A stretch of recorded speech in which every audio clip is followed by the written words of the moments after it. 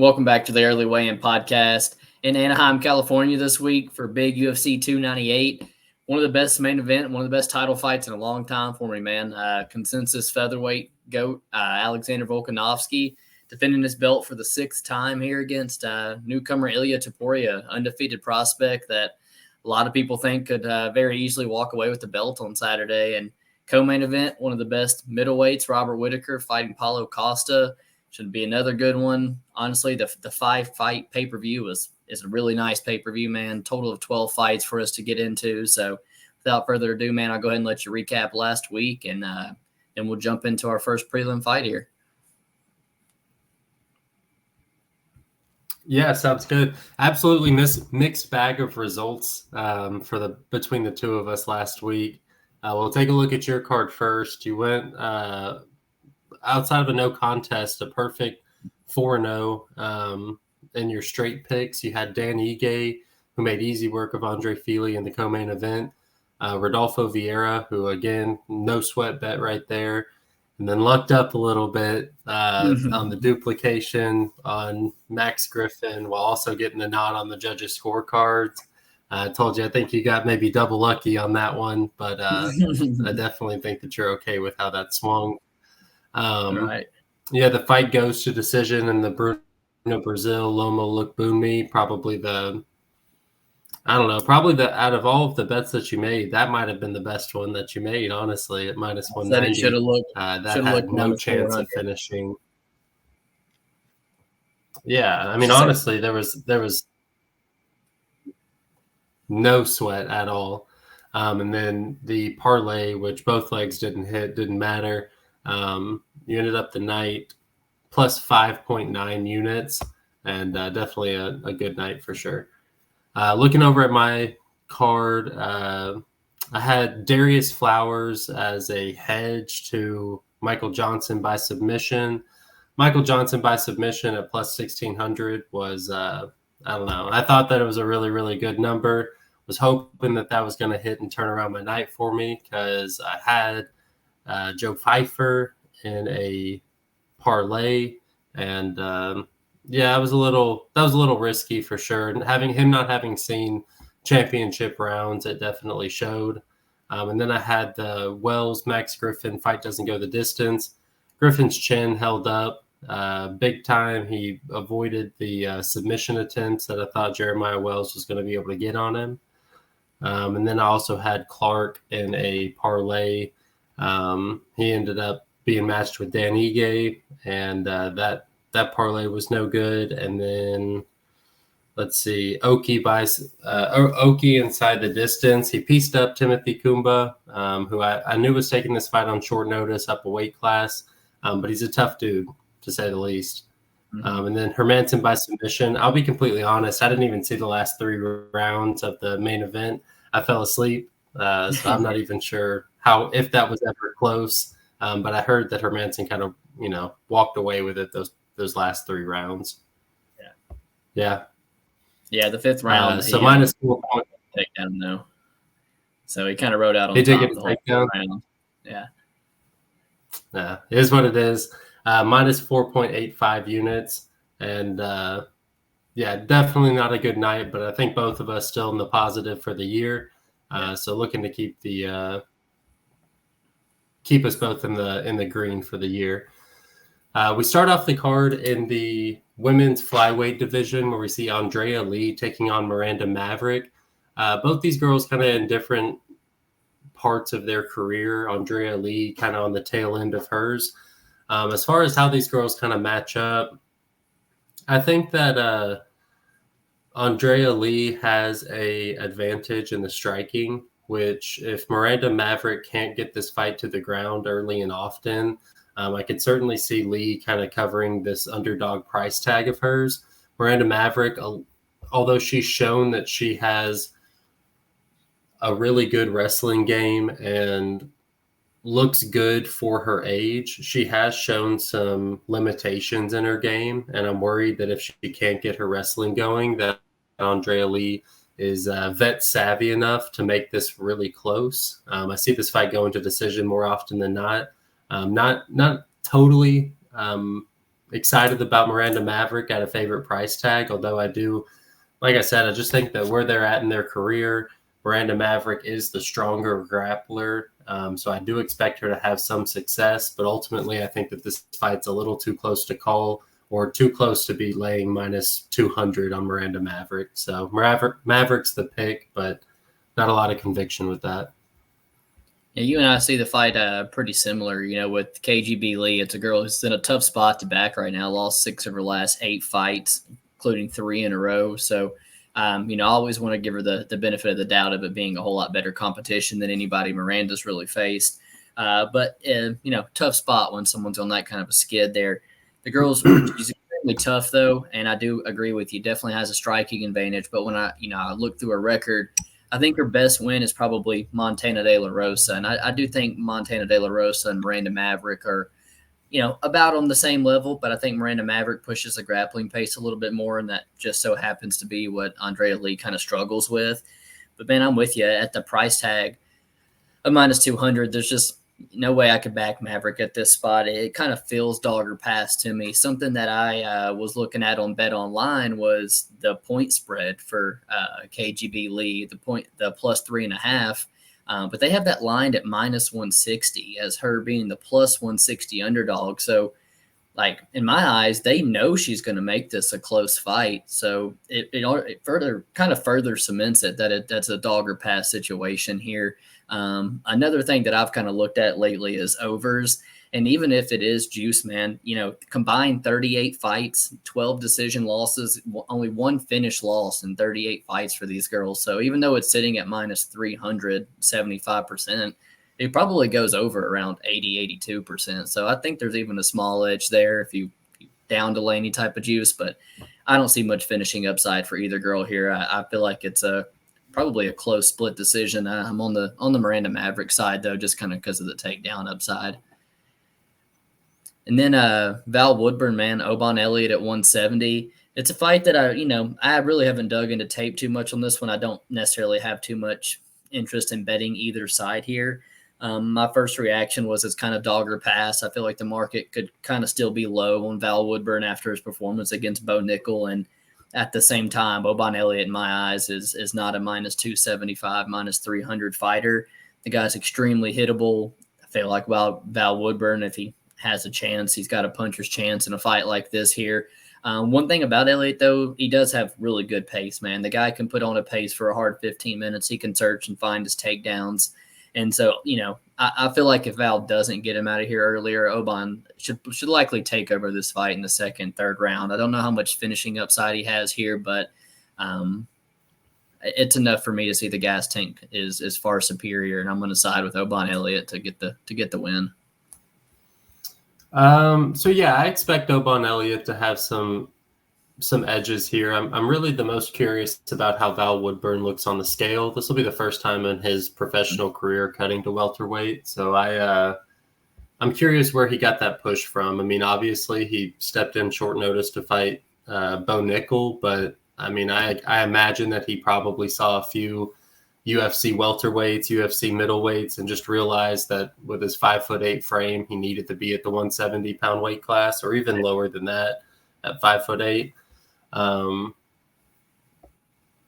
think I'm with you. This is more of a step back and see how the fight plays out so that we can get a little bit more on both these guys as the lines continue to, get further and further into the minus 320s, minus 330s for Oban Elliott. It obviously makes you want to play Woodburn, but I just haven't seen enough from him to want to justify putting any of my money on him. So easy pass for me. Staying in the welterweight division, Josh Quinlan taking on Danny Barlow. I feel like a lot of people are counting out Josh Quinlan because of his fight against Trey Waters. Trey Waters, 6'5" welterweight. He's gonna offer a really unique look to a lot of people, and I think that it's just left a bad taste in people's mouth that Quinlan came in there as a 2-1 favorite and got beat. Danny Barlow, he looks really good. At only 7-0, I'm not really sure how much we can trust him. We've only seen him on the Contender Series where he looks good. But he's, obviously kind of dependent on that left hand. And I'm not sure how much more developed his game is to justify him being over a minus 200 here. Another layoff spot for me. I feel like there's a lot of better spots on the card. But Barlow will be the pick for me. But again, I don't think I had the greatest read on this fight. So yeah, man, another one where we're pretty much aligning alike here. I don't think I could ever play Danny Barlow, but he's the side for me. Just a couple reasons. I feel like we should pass altogether. The guys have less than 10 fights here. It's a massive pay-per-view. You got the big favorite who's making his debut. I could kind of argue that, Josh Quinlan having 2 fights in the UFC is a big advantage here for him. But at the same time, he's a guy who's already popped by USADA once. He's, only win is Jason Witt, and then struggled with Trey Waters. So I personally don't really have the best read on him. But here I see a striking fight, and I think Danny Barlow's the younger, faster, just more accurate guy with his hands, and he does have the technical reach advantage here, but I don't think it's anything like Trey Waters. The 6'5" plus the reach is far more difficult than for Josh Quinlan to get past than it is here. So, I'm not counting out Josh Quinlan landing something, getting through on the inside. He could potentially even have grappling upside in the better gas tank here. I don't think Danny Barlow is honestly too proven to be getting up into the minus 200 range. So I don't know, man. This one is a dog or pass line to me, but with under 10 fights and as little as I've seen from Josh Quinlan, it's just another one where I don't know if I'm going to get to the window on him yet, but I think I'm going to side with Josh Quinlan on this one. Zhang Zhang, hopefully I get that right, at 205, taking on Brendson Ribeiro. The first thing I noticed about Zhang was the fact that the guy has 22 fights and he's like only 25 years old. So I went to his record in his first pro fight. The guy is 15 years old. 5 of his 6 knockout losses come before the guy was 20 years old. Currently riding a 9-fight finish streak, all in the first round. It is not stellar competition by no means, and there's little to no tape on it whatsoever. Hasn't seen a second round since 2018. And so it kind of leads me to favor Brendson Ribeiro the later this goes. But, this guy really doesn't have the best gas tank either. He's a guy who hasn't seen a third round in all 20 of his fights. So it's almost like just a guess I'm making here. But truth be told, I don't know if the fight even makes it to the third round for either one of us to see who has a better gas tank. I feel like this is going to be rock'em sock'em from the get-go. While I don't really trust either one of their durability, I think Zhang has showed me in his later fights here that he seems to be the bit more durable guy. And I think he's the faster guy as well. But they are both coming off massive upsets, on the Contender Series and on the road to the UFC. So neither one of these guys were favored to even be in this spot. I think it's another spot where you kind of got to sit back, see how they're going to perform going forward. Another fight where it kind of feels like the value is on the underdog, but I'm going to side with the Zhang Mingyang side here, man. Any thoughts on this one? I think I lean towards Ribeiro, but I don't have much to add to it. I could be getting him confused. Am I getting him confused with a different Ribeiro? There was a Claudio Ribeiro that Kopylov fought. Yeah, I might have been watching that tape, and I'm getting them confused. Yeah, I don't have much to add to that fight. The Zhang record is so fraudulent that it's really hard to draw much from it. I know him coming in at as a plus 450 on the road to UFC it's actually really difficult, So it's tough to trust him here. I think this is the first person that he's fought that's going to give us a real, testament to where he's at in his career, even though he is on this win streak, all coming in the first round. I would like to see this get out of the first round and see a little bit more to his game. So I'll stick with Zhang here, but again, not a fight that I'm looking to bet. Rinya Nakamura taking on Carlos Vera is our next fight at the bantamweight division. Carlos Vera, he's only one fight in the UFC, and he's 36 years old. You don't see that very often. Obviously, Rinya Nakamura coming off the road to the UFC. I do feel like this is a spot where the UFC has attempted to set up somebody coming off the road to the UFC with a win. Generally, I think that the road to the UFC graduates have not been performing the best on the UFC level. But this, I certainly do feel like it's a setup fight. We didn't get to see Nakamura finish Fernie Garcia last fight, and I think the UFC really wanted to showcase him, so they've given him a fighter here who accepts being on the ground, and I think is a perfect stylistic matchup for what Rinya is bringing to the table. Yeah, I think Rinya is absolutely a legit fighter, man. On the feet, southpaw, extremely fast. Looks like he hits hard. In terms of wrestling, it's some of the most legit wrestling that we're going to see in the UFC. And like you said, I think it's just a setup fight here. Carlos Vera, 36 years old. I thought he was brought in to lose to Daniel Marcos and get him back on track. And it kind of seems like they're doing the same thing here with Rinya Nakamura to get him a highlight reel finish. Vera's been a durable guy, I guess, to an extent.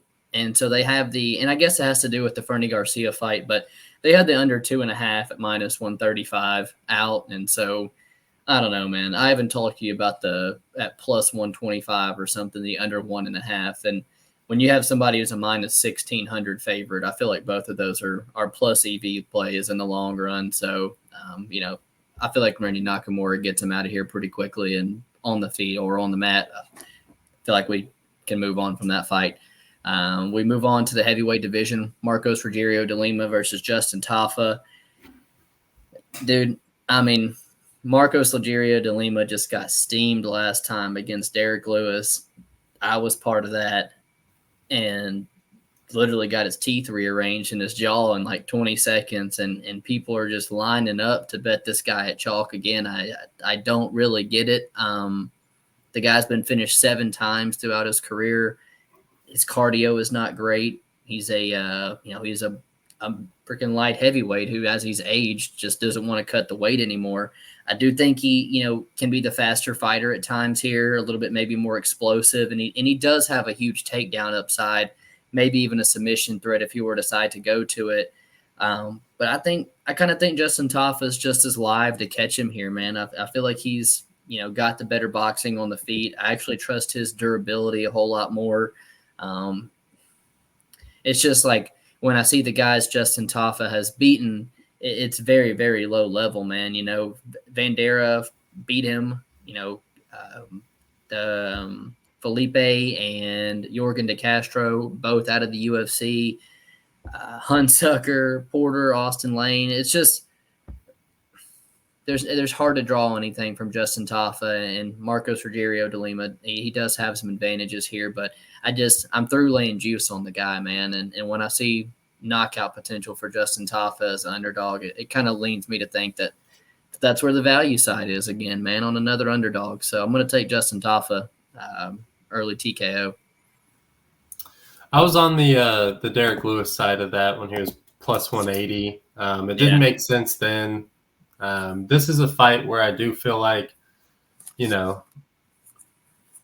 whenever we were talking about the Black Beast, that's somebody who's a record holder, most knockout finishes in the UFC. And now we're talking about Justin Tafa, who really hasn't proven much. And it seems like the only fights that he is winning is when he's facing even lower level heavyweights. Tafa himself, he's not the size of the Black Beast. He's significantly smaller. He's another one of these guys who, even though he's coming in at the heavyweight limit, he at 6 foot tall probably could be on a weight regimen to get down to the light heavyweight division himself. I think that you touched on Lima having a significant edge in the grappling department, and I do think that's something that he should look to exploit. With Derek Lewis, 265-pound man ran out there and threw a flying knee and caught him on the jaw. Truthfully, I don't see Tafa landing that type of shot. And with Lima having more tools, I like him at this price tag. I'm not sure if I'm going to be able to get behind it. But especially if the line continues to close in on itself, I'm thinking that the Lima minus 125 is going to be really tough for me to lay away from, especially when I, can confidently say that he holds some advantages in a couple of aspects of MMA. So Lima's the pick for me. Moving on to the prelim main event in the women's strawweight division, Amanda Lemos taking on Mackenzie Dern. Man, I don't know what they're trying to do to my girl Mackenzie Dern. Keep on giving her big punchers. With most Mackenzie Dern fights, it's whether or not she can get the fight to the mat. Whenever she is able to get the fight to the mat, she's world class. She's shown it a few times. And even if she's not able to find the submission, she's really good at control. I'm just not sure if I'm confident that she can get a wrestling going, man. It's something that she's not been able to perform at the highest level, and I'm really worried about her moving forward. It seems like once she made that leap into the top 10 girls, she's just had less and less success. Amanda Lemos is not somebody who has much of a grappling game, so she could look like a fish out of the water if somehow Mackenzie is able to get the fight to the mat. We've seen Amanda Lemos get submitted standing up, so maybe there's something that Mackenzie Dern can make work there as well. I do think that the fact that Lemos got tapped in a standing arm triangle lets you know how green she is, how she, not searching for different options to find a way out of that submission. So there's plenty of opportunity for Mackenzie Dern, but in this striker versus grappler matchup, I'm just a little off put by what I've seen from Dern recently, so I'm going to lay off of her and pick Amanda Lemos here. Yeah, man, I hate this fight for Mackenzie Dern as well. Short notice against a very similar archetype that she just struggled with really bad. Lemos, I feel like, cleanest punch wise, she's probably the most powerful girl in the division. And she just got dominated in the wrestling by Zhang Weili. She was scheduled to fight Tatiana Suarez. One would likely think that grappling, especially defensive grappling, has probably been a forefront of her training camp lately. I think she holds clear advantages on the feet here. The things I don't like, 37 years old, never really been a fan of her gas tank. And, it's kind of hard to bank on TKOs in women's MMA, despite her power, but it kind of is, it's still, you're banking on a woman to get the TKO. And at the end of the day, that doesn't happen all that much. And I do think she's at a disadvantage on the mat significantly. But man, you kind of said it, Dern's always struggled to get these fights to the mat in MMA. I felt like that Jessica Andrade was almost like as a layup as you're going to get. The girl had lost 3 in a row, had been submitted in 2 of those, and, just won like 2 fights in between, I think, the skid. But even Valentina finished her in crucifix, like Erin Blanchfield ran through her on the mat. Like, I don't know, man. It was there for Mackenzie Dern, and she gets knocked down 4 times, has no success getting the fight down. It's kind of got me leaning toward the Lemos or pass side here as well. It's hard to lay chalk on Lemos, again, because it's hard to bank on TKOs, and that she always kind of seems to be TKO or bust. And being at a grappling disadvantage, it's kind of hard to lay the money on Lemos, but she's a side for me too, man. I hate to go against Mackenzie Dern, but I am. And the odds makers are hip to it as well. Whenever Jessica Andrade knocked out Dern, I was on the Andrade TKO at plus 500. And right now we're getting the Lemos TKO at plus 165, plus 175. And that's certainly, not the price tag I want to see to play that prop at all. Yeah, not in a women's fight. No. Kicking off the pay-per-view, man, in a really, really great fight, man. I feel like doesn't see the distance at a very, very hard, large clip here. We've got Fluffy Anthony Hernandez taking on Roman Kopylov. You know, you and I were texting a couple weeks ago, and I felt like Roman Kopylov was, if I could give an award for like the most improved fighter of 2023, mine probably would have gone to Roman Kopylov. The guy's currently on a 4-fight winning streak, 3-0 in 2023. And it was kind of like, we resembled it to Chase Hooper when he moved up to 155 or something. It kind of looks like this guy just kind of took a little bit to grow into his body, and looks like he's put on some muscle, carries the frame around, much better for a middleweight. I like the killer instinct on the guy, just sitting down a whole lot more on his punches lately. Very nasty body kick. There's been times where Fluffy's been weak to the body. Man, I feel like this is a grappler versus striker, and I feel like I can trust Anthony Hernandez almost more than anybody to go out here and land these takedowns. I feel like Fluffy's by far the best grappler that he has faced. The guy in his last 4 fights shot 40 takedowns, landed 22. So, again, not many more guys you're going to trust to go out there and put that grappling pace on Roman Kopylov, who has been submitted by Karl Roberson in the past, did get mounted, beat up bad by Albert Duraev. And again, I think, Hernandez can keep that pace up and is even more dangerous on the mat than both of these guys are. So this is a big bet for me, man, almost 2.5 units. I've also parlayed, doesn't go the distance. I really like a Fluffy second or third round submission here. Yeah, we see the fight pretty similarly. I am worried about the early shots from Kopylov.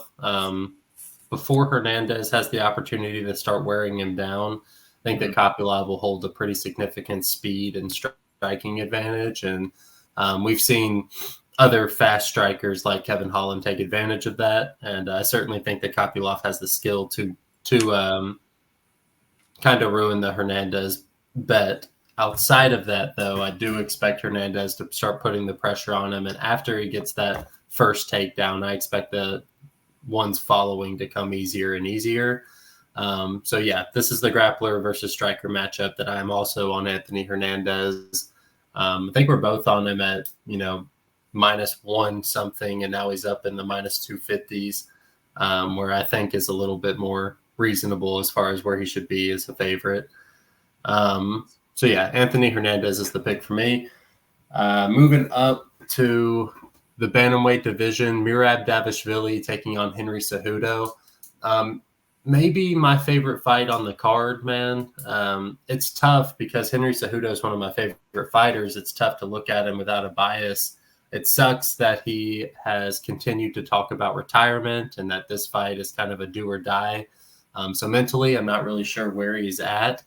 As far as this stylistic matchup, though, I kind of like this for Henry Cejudo. I think that Merab, he comes from the same camp as Aljamain Sterling, but he doesn't have the intangibles, the reach, he doesn't have the things that I think set apart Aljamain Sterling and allowed Aljamain to get some of the takedowns that he was able to land on Cejudo. Merab doesn't really have that. And if it's just a 3-round fight, I'm pretty sure that Cejudo is going to be able to defend the takedowns of Merab over 15 minutes. In those exchanges, it's going to be up to the judges to determine who's having more success, Henry defending the takedowns or Merab attempting them, because like any Merab fight, that's what's going to be happening. I think at distance, I give the edge to Cejudo. But like I said, it's the mindset that's keeping me off of betting him at plus 180. Because truthfully, I think that he's a better fighter. But, considering where they're at in their career, Merab being younger with, technically more experience, it's just not a good look. So it may be a layoff fight for me. If Cejudo gets above plus 200 or something, I could consider it. But right now, it's a layoff fight for me. Another one we pretty much see the same, man. I kind of even have that same number written down, plus 200 for Cejudo. If it got to that range, maybe I could take the poke, but I'm on the side of Merab as well. You started off by saying it's one of your favorite fights on the card. Mine too. One that I think is flying under the radar, not even getting a ton of the exposure that it needs to be. And I kind of struggle Henry, he has mentioned retirement and all that kind of stuff, but at the same time, the guy really hasn't, in my eyes, been as active on social media, as cringe on social media. Maybe it looks like this one's taken a bit more serious, but any talks of retirement at 37 years old, where, you've already retired once before, it's not what you like to hear, man. But there's not many times that you're going to get an Olympic gold medalist at around plus 185, plus 185 to stop a guy who is purely a wrestler, who doesn't have much on the feet. It's a rare opportunity that you're going to get. But here's my thing with Merab, man.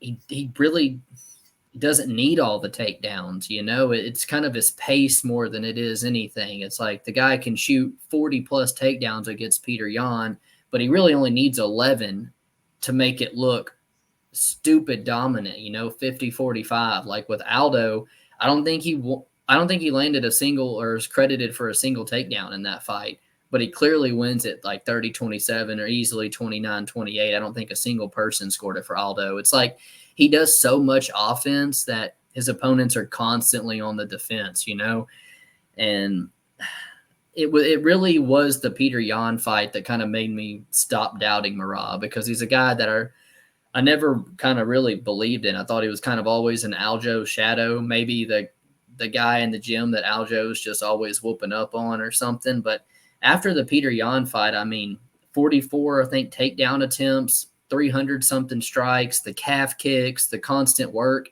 It was very impressive, man. And I don't know, it's a hard sell for me that a 37-year-old with a foot out the door is going to be able to come in here and compete with that. So it's a really tough fight for me to look into. I feel like I've kind of lost some value on Merab. Maybe if it was the minus 175, minus 180s for him, I still get in. But I think he's sitting around, minus 220. So I think maybe that's just a good sign for me just to sit off here and pass. But I'm going to side with Merab to get this one done. Here's the biggest advantage for Cejudo and biggest disadvantage for Dvalishvilli is Dvalishvilli relies on his pace that he sets and the cardio. And this being a 3-round fight, that's, it doesn't, in my opinion, it doesn't fare well to Merab's game, which almost takes a full 25 minutes to really wear on his opponent. And I think for 3 rounds, Cejudo can hang with anybody. So I don't know. Honestly, the more I talk about it, the more I expect this to be a really close fight. And I'd much rather be holding plus money. I was about to say, we'll look at it. It's minus 275 to go the distance. So, that alone should tell you that value is likely on the underdog. Maybe Cejudo plus 3.5 or something could be a good look. Let's maybe ride with Henry Cejudo one last time. Moving a step up, 170. We got Geoff Neal taking on Ian Machado, Garry. I'm pumped for this one, man. Some bad blood a little bit between the two with the mugshot T-shirt and everything. If you've ever listened to me break down Ian Garry, I think very, very highly of the guy for his age. I think he's very experienced. I think despite a 13-0 record, fought some decent guys, been tested, been 5 rounds. His striking, it's on point, man. He's a very technical striker, manages the distance very, very well. I just think, he's kind of gotten into the spotlight in a negative way here recently. A lot of stuff online. And I don't really like that. I just feel like it's almost a distraction to him at this point, whereas a 25-year-old with his head down grinding is the better option for him here. When I look at the Geoff Neal side, that fight with Shavkat, not only did it show me that, Geoff Neal can dish it, but dude, Geoff Neal can take it. That's a hard, tough fight, a fight that I don't know if Ian Garry lasts as long as Geoff Neal did. Very much impressed me there. But at the same time, you throw in the health concerns, the DUIs, losses to Neil Magny, splits with Ponzinibbio. I don't know if we're getting the best Geoff Neal anymore. And I do think that Ian is such a good master of managing that distance. I don't know if Geoff Neal throws the type of combinations needed to get on the inside. But him being a southpaw, he's going to take away that calf kick that Ian Garry loved to use on Neal Magny. Was it Song Kanon's left hook that dropped Ian Garry? That's Geoff Neal's best punch. I mean, on the inside, I think Geoff Neal's a better boxer, but Ian Garry, like I said, is a master at keeping it kicking range where I do favor him. So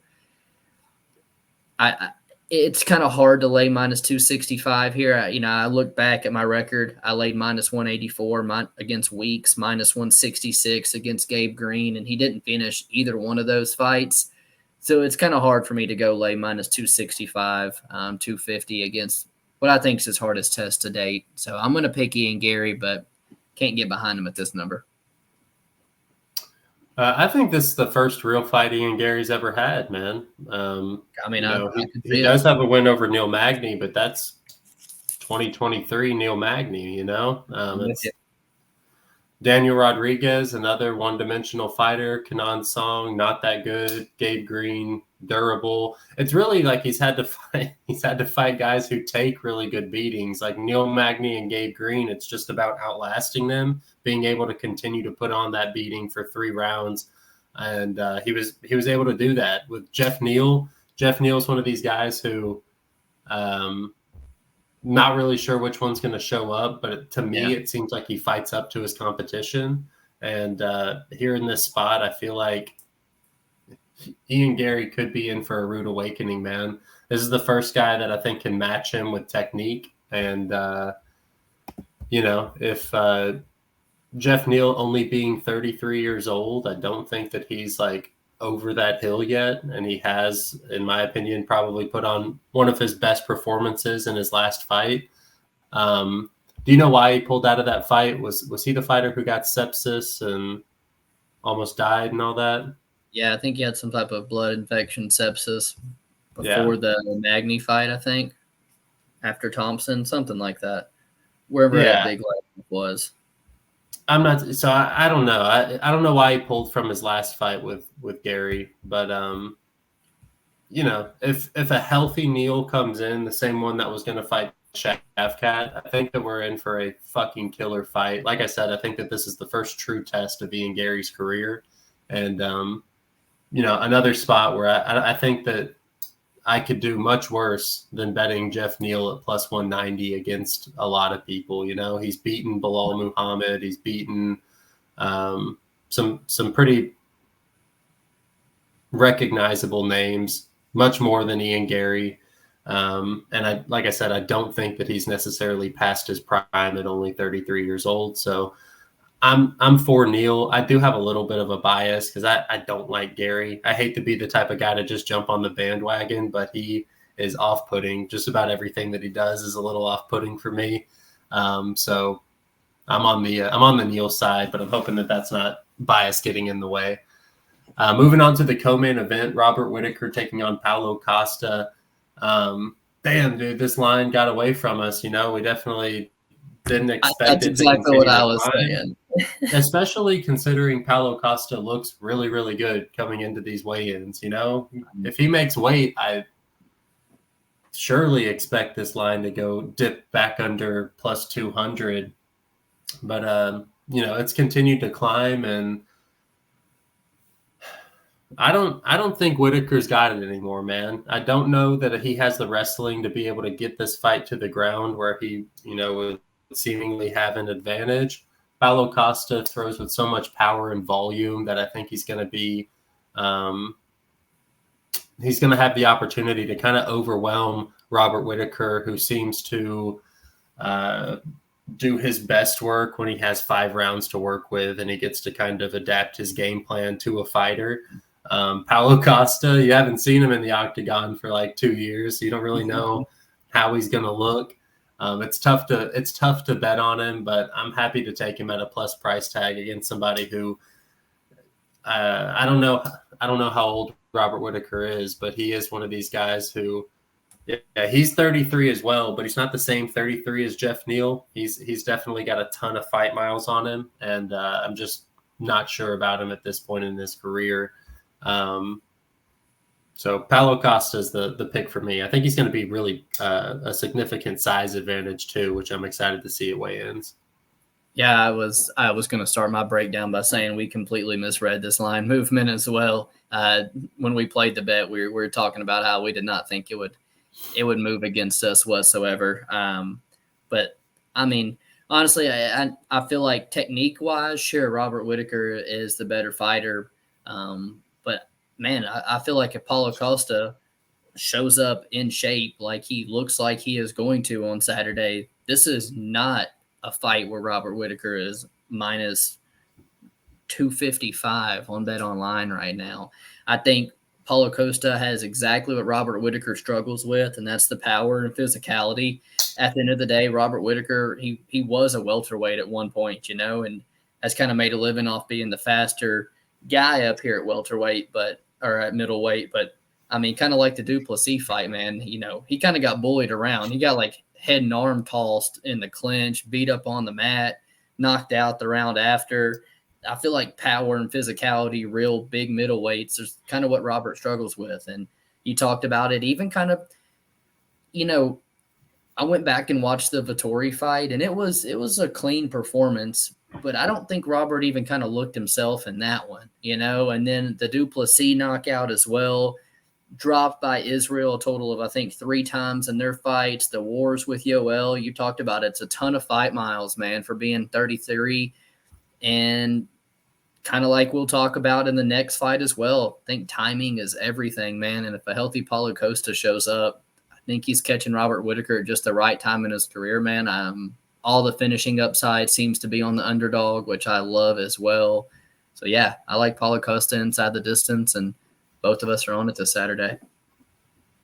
Moving on to the main event at 145. Again, consensus featherweight GOAT here, Alexander Volkanovski defending his belt against Ilia Topuria. And again, man, this is one of the best title fights in a long time for me. I really thoroughly enjoyed breaking this one down and watching tape. I'm really kind of torn on, is it the changing of the guard situation like we've seen a lot lately, or is this a buy low spot on the best 145er ever here? And because Ilia was what, like plus 160. Now it's almost flopped at this point. So I understand the argument for this being a buy low spot for Volkanovski, but I think there's a lot more red flags on his side, man. Every interview I see, I want to go to 155. I can compete at 155. He's 35 years old, coming off a nasty KO loss. Want to reiterate, I called that head kick. I saw that coming a mile away. Ground and pound shots, man. The depression, drinking talk, just wanting to get that quick turnaround. I don't like that for him, man. And then on the side of Ilia Topuria, already talking about doing events in Spain, walking around with the belt, that movie talking about his rise to the belt. Like, it kind of definitely seems like the UFC would be okay with this guy walking away, beating Volkanovski on Saturday. The longer the fight plays out, it's kind of hard to not favor Volkanovski. He's been in so many 5-round fights. He knows how to work them. His feints are really good, knows how to use a good jab, can beat up the lead leg. And his only loss in a very long time comes to one of the best ever up at 155. I don't necessarily know. It's funny, actually, because Ilia's been dropped with a head kick. I don't know how good Ilia's head kick is, but it is clearly a hole in the defense for Volkanovski. I was able to see it for the Islam fight. Max dropped him with it as well. Early on in his career, he was finished via head kick. So maybe it's a head kick, but maybe even it's just Ilia's boxing. He can take advantage of an opening like that and hurt Volkanovski. With Ilia, it's watching tape on this guy is really, really fun. I almost regret my bias for Bryce Mitchell getting in the way of betting Ilia Topuria, because it was clear who was the better fighter that night. The Josh Emmett performance is very, very clean. It was nice to see him go 5 rounds. The guy's got power on the feet. He's a legit grappler. I honestly think that he could I think this fight is roughly 50-50 with a lot more red flags on the side of the champion. So I'm going to go with Ilia Topuria to get the job done on Saturday. I bet him plus 5.5 at minus 165 on DraftKings. Cashes with the finish. it cashes with a decision win, a close decision loss. Because at the end of the day, man, you got to beat the champ. And if this goes to a close decision, I'm not sold that Volk couldn't do enough late in this fight to walk away with it. So instead of, I know there's not much plus money left out there. I just went ahead and laid the juice at plus 5.5 because I think Ilia Topuria's got all the skills to win this fight on Saturday. So truthfully, this is something that I honestly haven't heard much of. You mentioned that he was knocked out, but he was knocked out less than 4 months ago, man. Yeah. Volkanovski had not been finished in over a decade, and now he turns 35 years old, up a weight class. So it's not like the age and the weight cutting's getting to him. He was up a weight class and he got knocked out.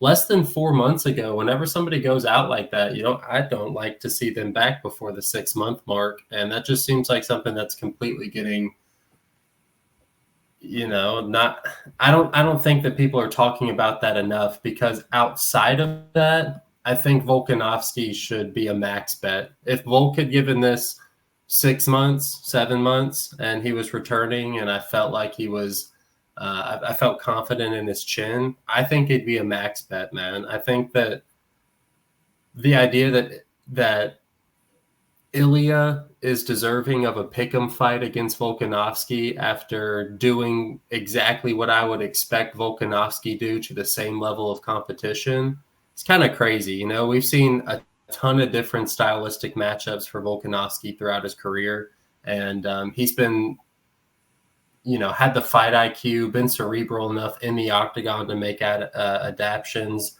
and I just feel like he's proven that he is the featherweight GOAT, a far more proven fighter. This seems like I said, this would be an absolute max bet. And that I like Ilia Topuria. You talked about the Bryce Mitchell fight. I was 4 units deep on Ilia Topuria that night at minus 140. I really like him as a fighter, but he is outside of just, if this is a war of attrition, I like him here. If Volkanovski is dumb enough to get into a brawl with Ilia Topuria, I'll take Ilia all day. With Volkanovski's current condition, like I said, coming off of the knockout, his current age, all that kind of stuff, I definitely favor Ilia Topuria if they're just banging it out in the middle. But I can expect Volkanovski to come in with that game plan, and with what he's shown me in his career, outside of his chin going, I think that he has the fight IQ to really piece up Topuria. I think that he could land a calf kick on Topuria and really slow down the movement. And then, I think he could just pick him apart from there over 5 rounds and give Ilia his first loss. We've seen a lot of undefeated fighters take their first L by just getting pieced up and realizing that there is a different level and that they do have to step up their training and continue to improve, that they're not just going to walk through everybody. And to go from Josh Emmett, who, in my opinion, that wins aging well, but he's a one-dimensional fighter. Bryce Mitchell is a one-dimensional fighter. Herbert, not really UFC caliber. Hall, Damon Jackson, they're all one-dimensional fighters. And like I said, we've seen Volkanovski change his game plan to beat the highest level guys with all different stylistic matchups. I might talk myself into a Volkanovski bet, but it's seriously the only thing that's holding me back from it is him coming off that KO loss. So I might just lay off completely, as I can't bet Topuria at plus 110. That's crazy. I'd need plus 180 against Volkanovski for me to lay that type of price tag, and I just can't trust Volk at this point in his career. So kind of just like the co-main event, I feel like timing's everything here for Ilia Topuria. It's kind of a big factor as to why I'm siding with him too. But you're right. Almost if you take the Islam fight away, Volk's probably minus 200 in this spot. That I feel like that knockout does have a lot to do with it. Yeah, and here's one other thing is You might see me on Topuria plus 360 TKO because I mean, that's what I'm worried about. That's what I think is going to happen if he wins. Like, I don't see him outpointing Volkanovski for 25 minutes. He doesn't have I don't think he has the fight IQ to put together a game plan for 25 minutes. I think he goes out there and just dog walks people because nobody can stop him. Volk's not somebody to just not be able to return and gain some respect. He throws just as hard. He doesn't get the knockout finishes like Topuria, but he's throwing just as hard. And up until this point, he's been able to take everything too. So it's a little annoying that this isn't a max bet spot for me. And if I can't max bet Volkanovski, I might just bet the plus 360 Topuria TKO. Makes a ton of sense, man. Appreciate everybody tuning in, all 12 fights. Again, man, the pay-per-view is absolutely killer. Violence and good fights all over it. Next week, fight night in Mexico. We got a 5-round main event. Brandon Moreno, a 5-round co-main event as well between Ortega and Yair. So excited to get back, break down some fights, and we'll see you guys next week. Peace.